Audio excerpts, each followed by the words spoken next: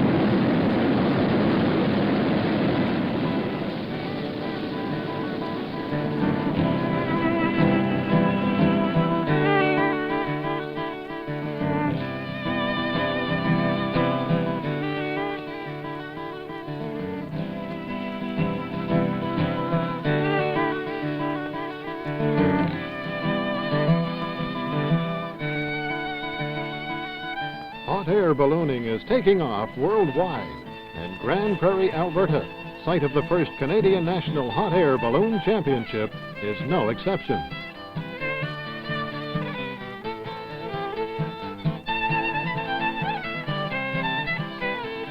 A total of 43 balloons are present, the 31 Canadian entrants competing for the championship trophy, and 12 guest pilots from Sweden, Norway, England, Ireland, and the United States, here for the International Fiesta competition.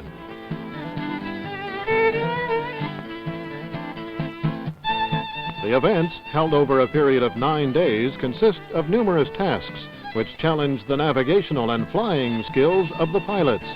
They also provide the area with a spectacle of color and grace.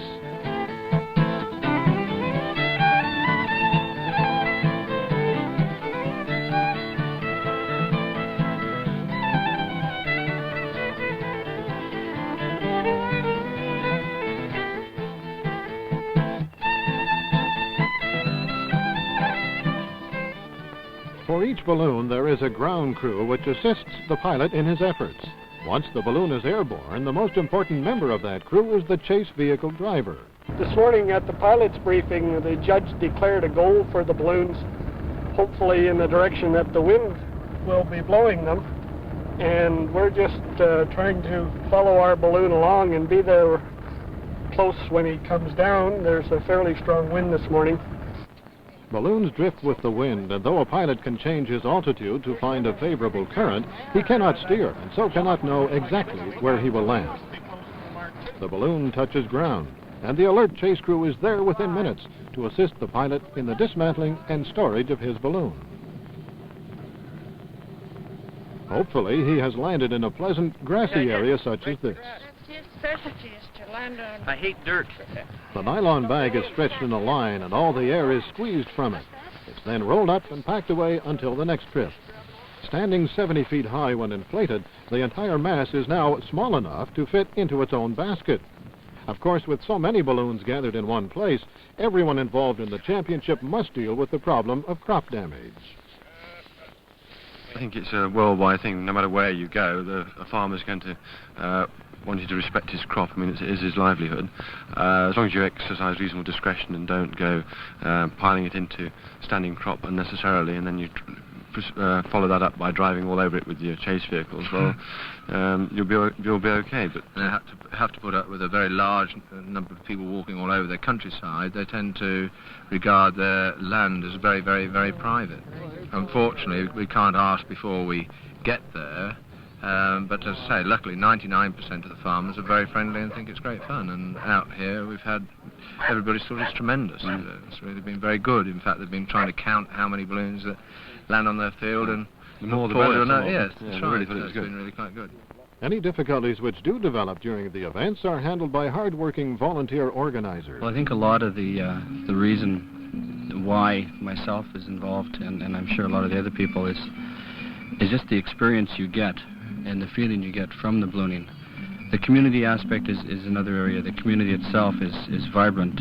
We've got probably what I feel is one of the greatest communities that I've been exposed to.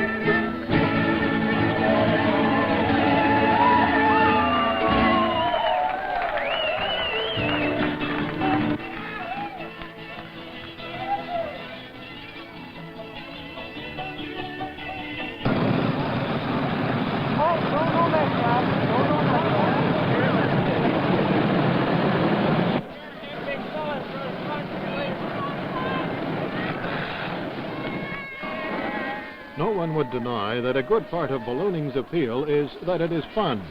As in any sport, however, there must be discipline. A championship is at stake. It's barely 6 in the morning, and the pilots have already been through a half-hour briefing covering competition rules and weather conditions. The rules are strict. Today, penalty points will be assigned to anyone not at the launch site on time.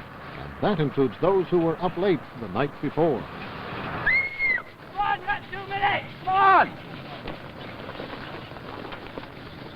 The balloonists are anxious to get started. They quickly unload their gear, then spread their balloons out on the ground, ready to be inflated.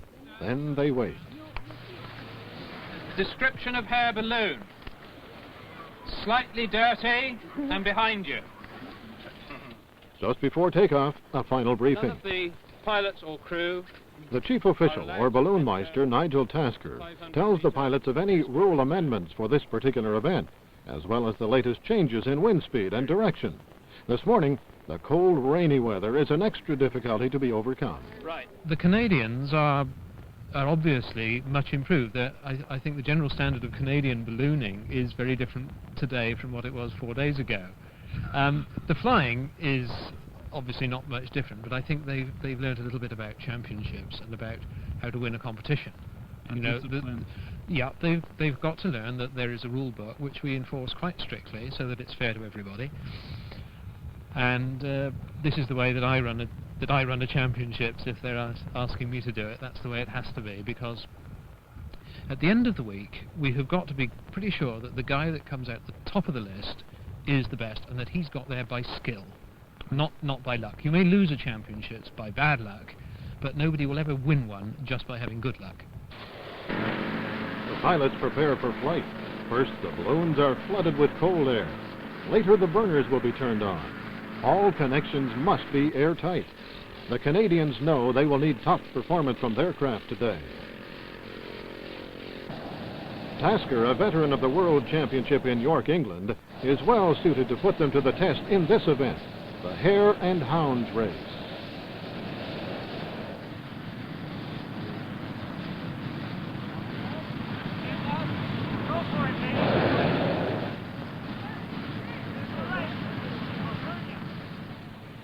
Tasker's balloon, or the hare, takes off.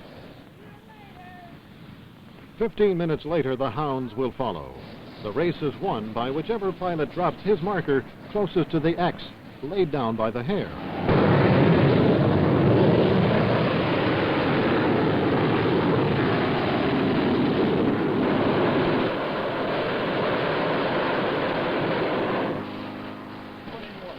What we've got to do is make the hole in the bottom as big as possible. So get on that side and pull it out a bit.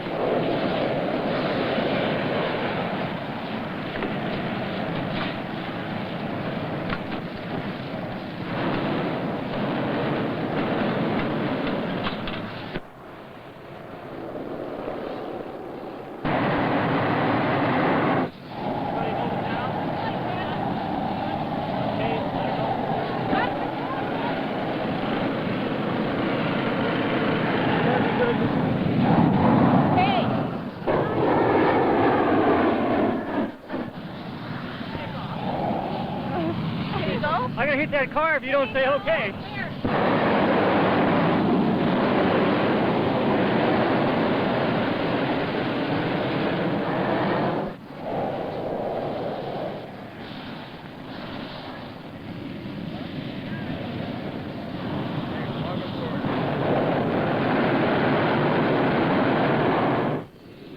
Good enough.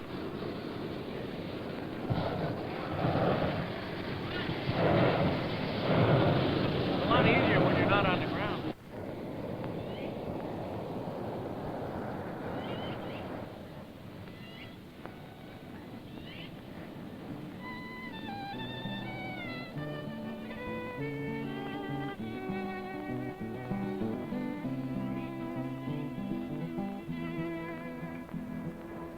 Just like in the old song, some take the high road, and some take the low, each seeking the breeze which leads to the elusive hare balloon.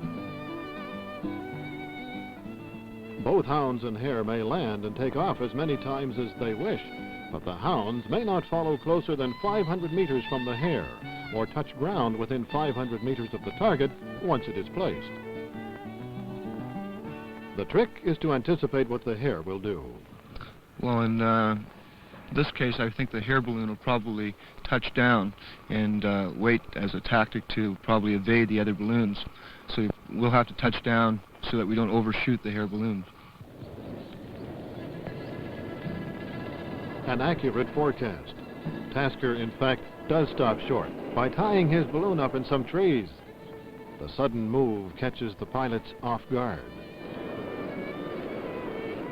Those balloons in the clouds drift past, having lost sight of the hare in the morning rain. Others have nowhere to land, and so must also sail past. And the hare, laughing, leaves the trees and floats away to yet a second landing spot.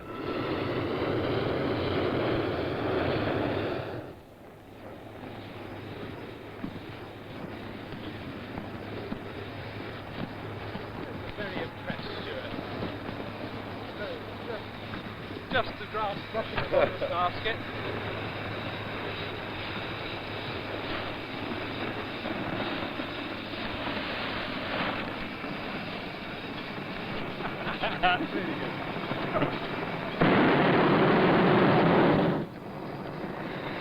Hello, James. Having a gay time? Now look at them.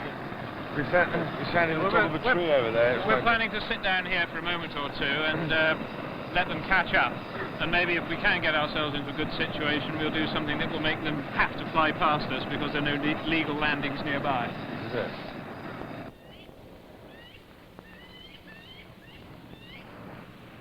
By now, some of the hounds have got the scent and have touched down, waiting for the hare's next move.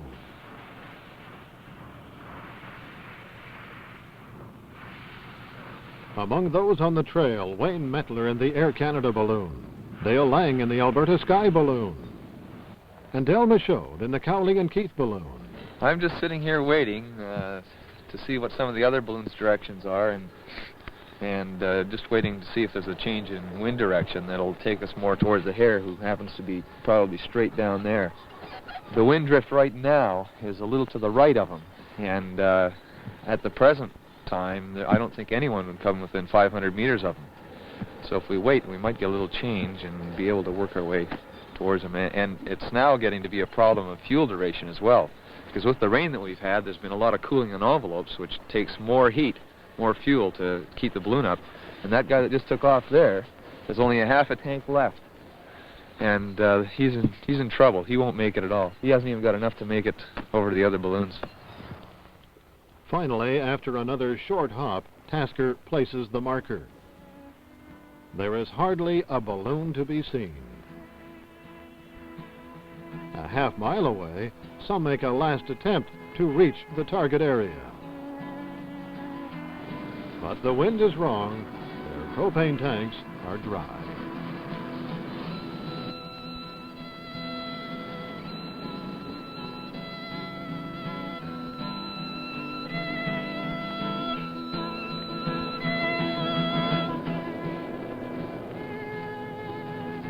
Our balloonmeister is faced with the possibility that no one will even come within scoring distance. The number of pilots still trying is growing smaller and smaller. The cold rain has forced even the most favored competitors to pack up until another day.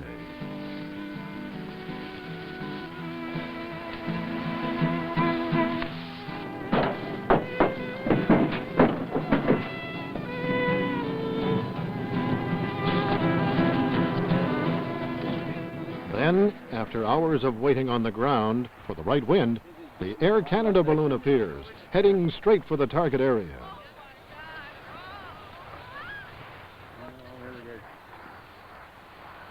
Due to his patience and skill in conserving fuel, Wayne Mettler of Kitchener, Ontario is the only pilot left in this event. Good job, Wayne! He makes it look easy. Hey!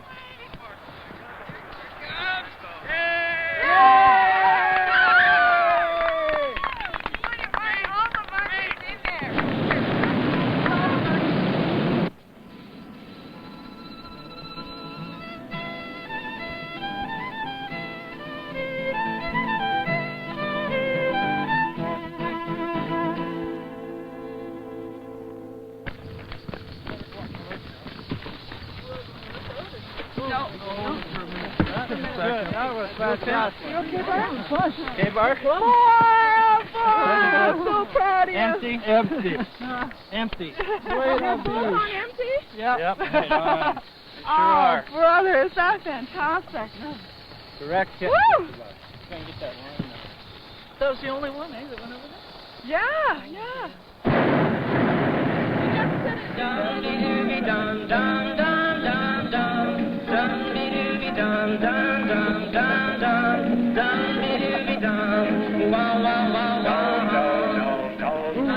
The participants owe much to the people of Grande Prairie, so in return, they join with them in a fiesta of nylon, wicker, and good times.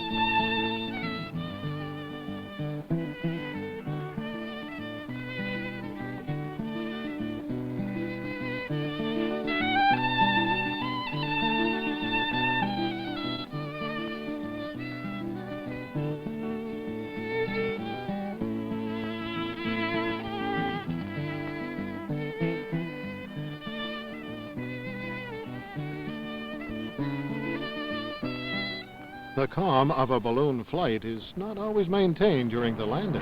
Fired! What's up? I had to reach. What's up? Oh, no.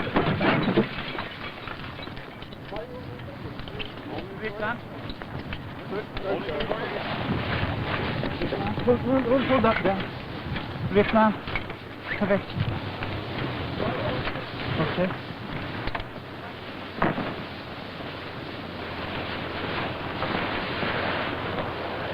Come on here. Come forward.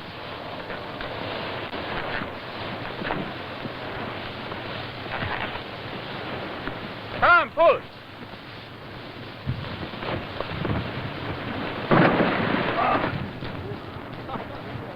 Okay. Good, sure, huh? Sorry for that. No problem. I didn't saw it. So the one thing to do is to rip. Yes, to go down. As the championship nears its end, points become more critical.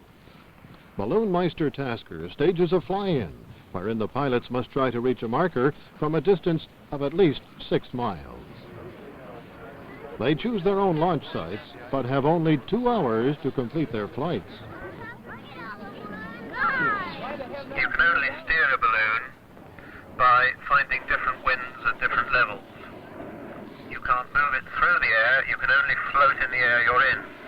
But the wind does blow in different directions at different heights, and the skillful pilot uses various clues. He can see the movement of clouds, he can see the movement of other balloons, flags or smoke on the ground.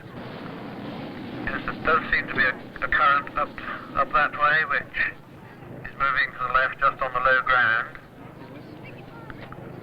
but it's not reaching the balloons higher up at 400 or 500 feet. Though some pilots come close, shifting winds drive those who launch first to the left and right of the target area. Not until the halfway point of the race does Larry Horak of Toronto sail into view, right on course. Now this looks a very good approach. I think he's good for getting a drop inside the field. Yes, operating the dump and the valve and the burner all together. Yes, I think this so far is good for 1,000 points. Now, can he get it just right?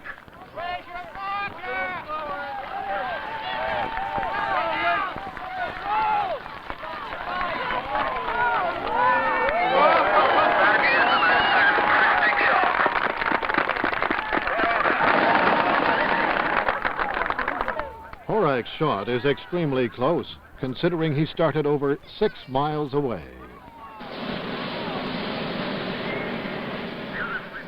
Intent on doing even better, however, is Calgary's Del Michaud, a favored competitor who placed 4th in the 1977 World Championship. Oh, you got to start, you know.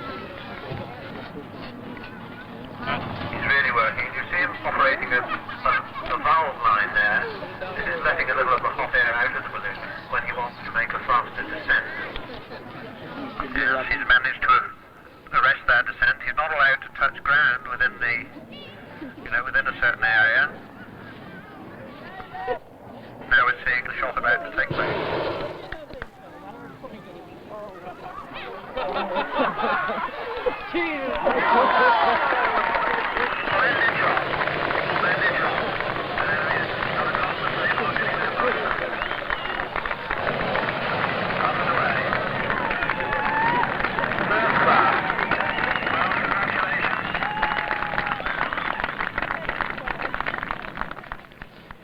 Michaud's excellent throw has put him in the lead, and the time limit is almost up. He realizes, though, that his success may be short-lived. Behind him, the familiar blue balloon of Dale Lang is approaching the target area. Lang, also from Calgary, has only a few minutes to make his throw. Using the movements of other balloons as a guide, he has maneuvered his craft almost directly over the mark.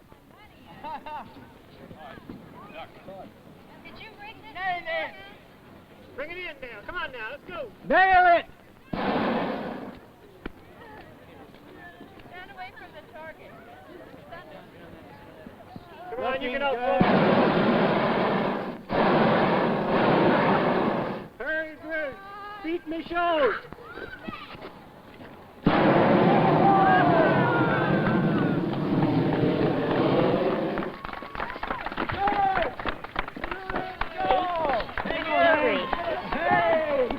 See the closest? A quick calculation shows Dale Lang to be the victor of this event and places him in contention for the overall championship trophy. After considering the penalty points and verifying the measurements for the entire week, there can only be one winner.